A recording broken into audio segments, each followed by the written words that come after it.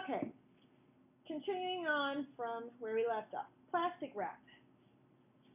Plastic wrap, you need a piece of plastic wrap. Just saran wrap, some people call it. It's just a piece of plastic wrap. Doesn't need to be huge. We don't have a big section here, but you need some. Okay? You're going to take your color, put it down,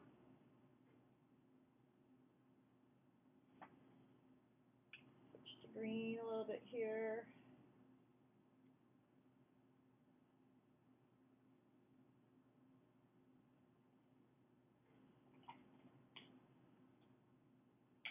Then I'm going to take my plastic wrap, let it kind of be wrinkled a little bit, stick it on there, let it dry for a little bit, not completely dry, but we'll let it dry a little bit, and we'll check on it after about 5 minutes or so. Okay. We should be able to go back over our glaze now. That should be dry. So go back to your glaze. I did a big brush earlier, so this time I'm going to do a little brush. I'm going to go back over my blue first with the same color. Just going to make a design in there. You can see it's starting to get darker.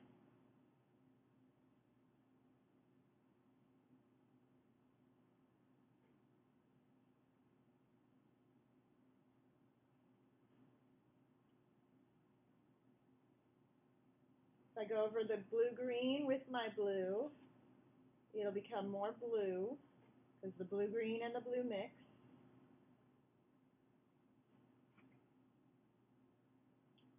Same if I take my green and put it on top of my blue, I'll get a blue, kind of a blue-green. It'll mix some, not as strongly, but it will still mix. All depends on how big of a puddle you get. I go back on top with more blue-green here. It's going to get even darker.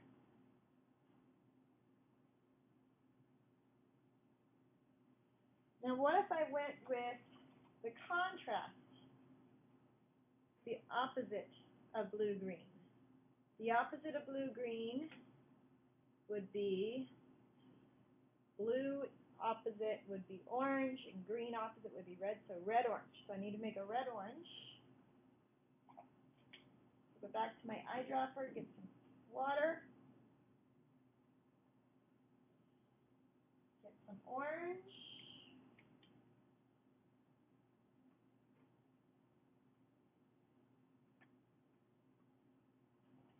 clean out my brush,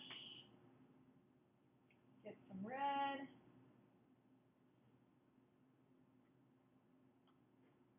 Okay, I have a red-orange. I'm going to grab some of that red-orange and put it on top. You get that dull color, kind of a dull orange.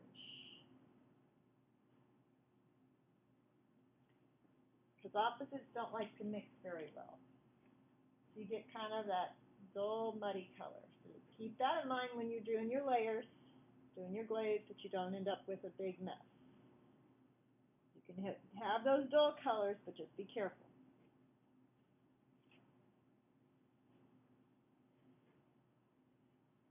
Okay, don't think my Friscuit's dry yet because I had some pretty thick spots, but I'm going to go ahead and give it a shot.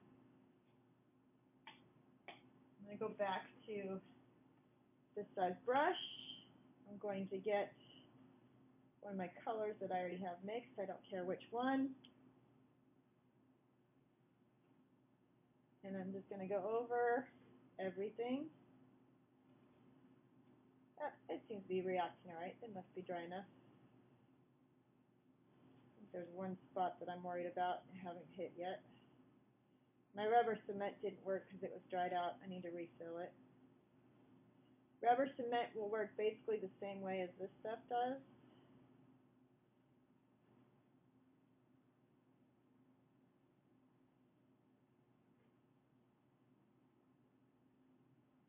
Spot right there wasn't dry.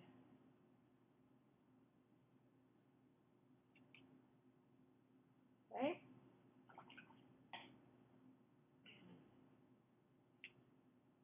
Then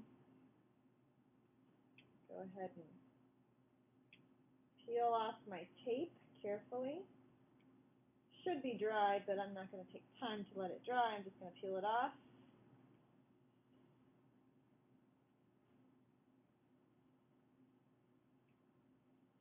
And the frisket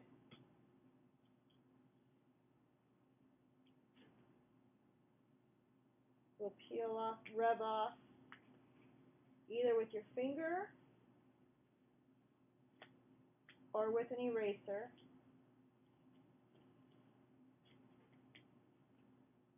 Kind of peel it up. This will be the same as rubber cement. You just kind of peel it all up. And you can see whatever was underneath that stayed. So stayed white because I didn't have any paint down. If I had a color down first, it would have been that color that was preserved. Okay, so I can go ahead and finish removing that. And I will in a little bit once that dries a little more. I'm going to go back to my plastic wrap. I'm going to remove that, and you can see it got the texture from the plastic wrap in the watercolor. So there are several different techniques that we've gone over.